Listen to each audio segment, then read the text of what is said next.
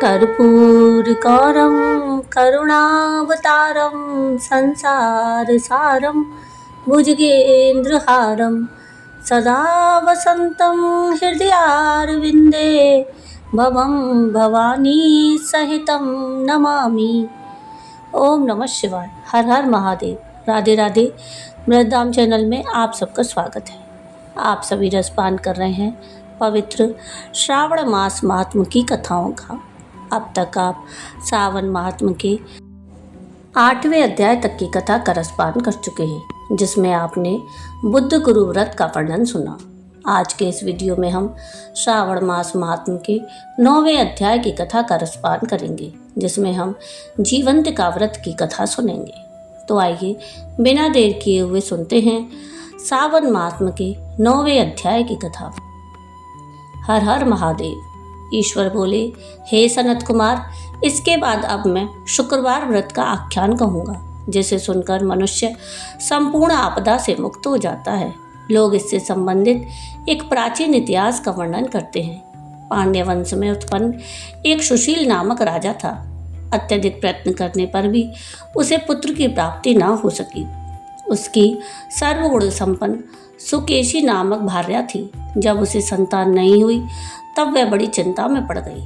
तब स्त्री स्वभाव के कारण अति साहस युक्त मन वाली उसने मासिक धर्म के समय प्रत्येक महीने में वस्त्र के टुकड़ों को अपने उदर पर बांधकर उदर को बड़ा बना लिया और अपनी प्रसूति का अनुकरण करने वाली किसी अन्य गर्भिणी स्त्री को ढूंढने लगी। बाहवी देवयोग से उसके पुरोहित की पत्नी गर्भिणी थी। तब कपट करने वाली राजा की पत्नी ने किसी प्रसव कराने वाली को इस कार्य में लगा दिया और उसे एकांत में बहुत सारा धन देकर वह रानी चली गई। उसके बाद रानी को गर्भिणी जानकर राजा ने उसका पुंसवन और अनवलोकन संस्कार किया। 8वां महीना होने पर सीमंतोन्नयन संस्कार के समय राजा अत्यंत हर्षित हुए। इसके बाद उस पुरोहित पत्नी का प्रसव काल सुनकर वह रानी भी उसी के समान सभी प्रसव संबंधी चेष्टाएं करने लगी। पुरोहित की पत्नी चूंकि पहली बार गर्भवती थी, अतः प्रसूति कार्य के प्रति वह अनभिज्ञ थी और केवल प्रसव कराने वाली दाई के ही कहने में स्थित थी। तब उस दाई ने पुरोहित पत्नी के साथ छल करते हुए उसके नेत्रों पर पट्टी बांधी और प्रसव के समय उसके पैदा हुए पुत्र को किसी के हाथ से रानी के पास पहुंचा दिया। इस बात को कोई भी ना जान सका।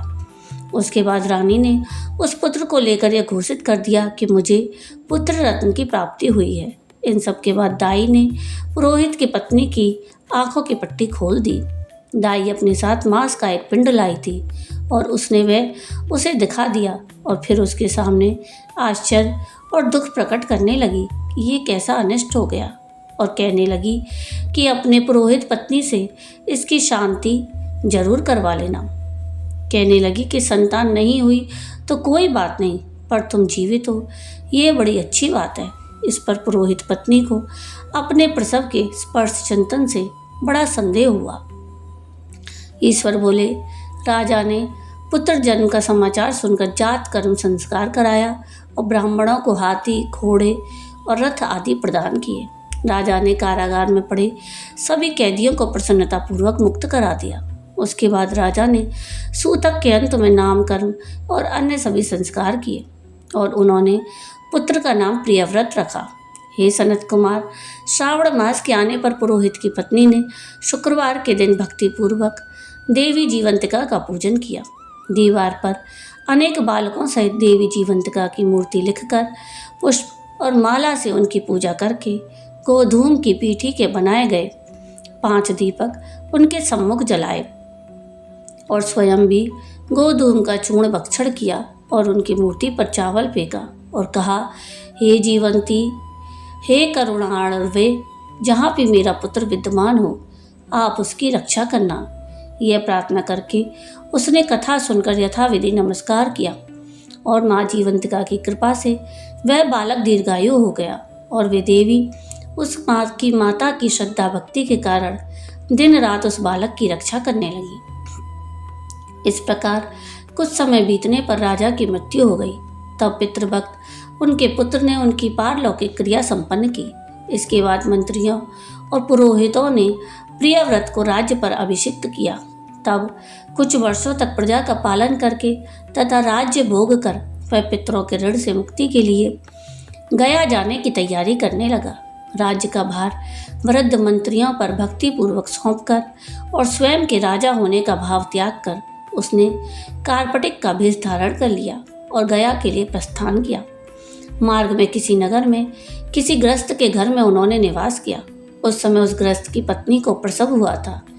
इसके पहले षष्ठी देवी ने उसके 5 पुत्रों को उत्पन्न होने के 5वें दिन मार दिया था।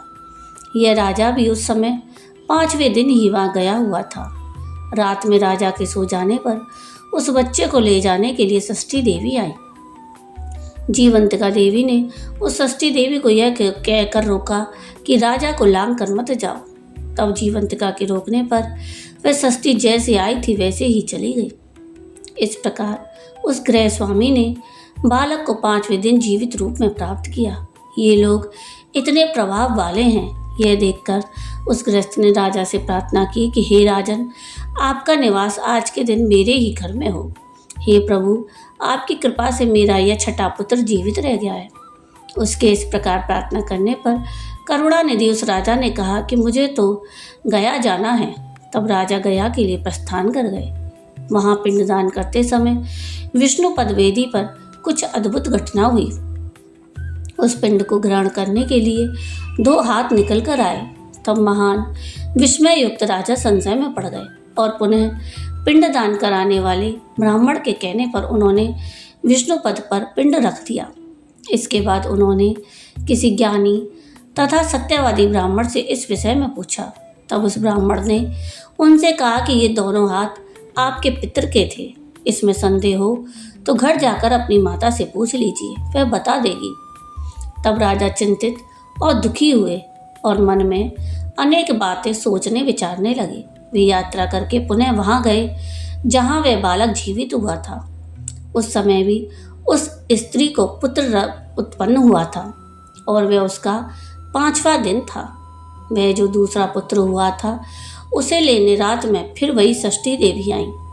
तब जीवंतिका के दोबारा रोके जाने पर उस षष्ठी देवी ने उनसे कहा, इसका ऐसा क्या कृत्य है, अथवा क्या इसकी माता तुम्हारा व्रत करती है जो तुम रात दिन इसकी रक्षा करती हो।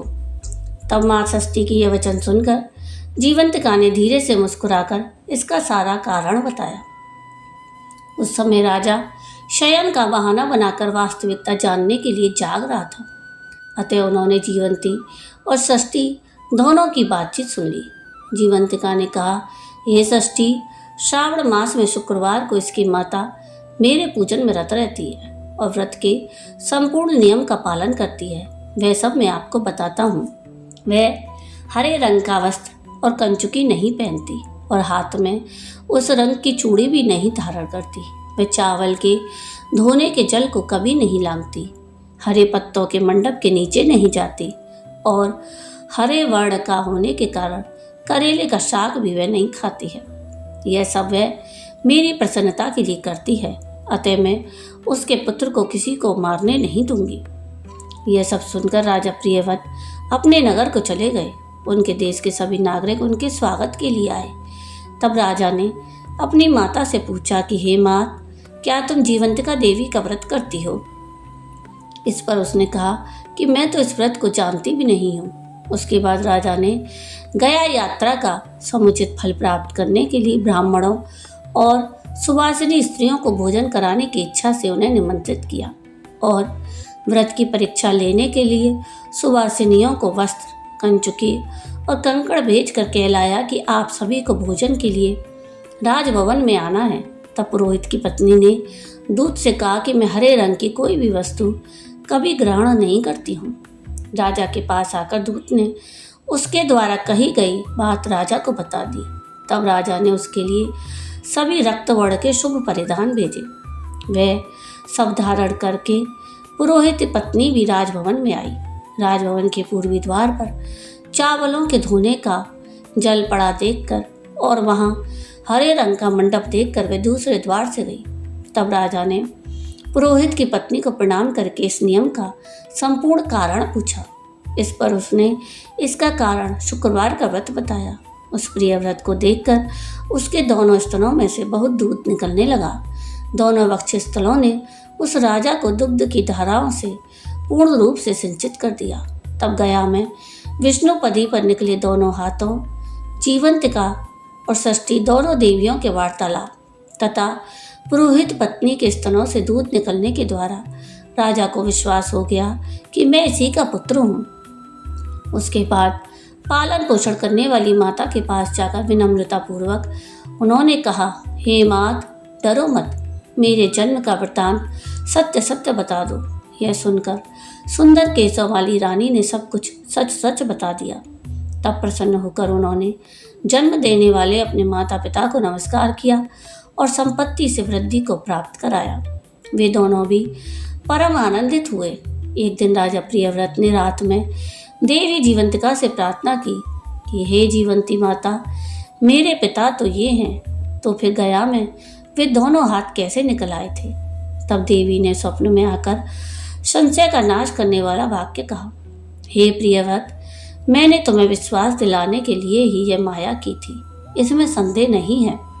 हे सनत कुमार, यह सब मैंने आपको बता दिया। श्रावण मास में शुक्रवार के दिन इस व्रत का अनुष्ठान करके मनुष्य सभी मनोरथों को प्राप्त कर लेता है। इस प्रकार श्री स्कंद पुराण के अंतर्गत ईश्वर सनत कुमार संवाद में श्रावण मास माह में शुक्रवार जीवंतिका व्रत कथन नामक 9वां अध्याय पूर्ण हुआ। हर हर महादेव। ओम नमः शिवाय।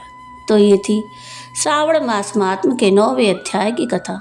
आपको आज की ये कथा कैसी लगी कमेंट करके ज़रूर बताइएगा।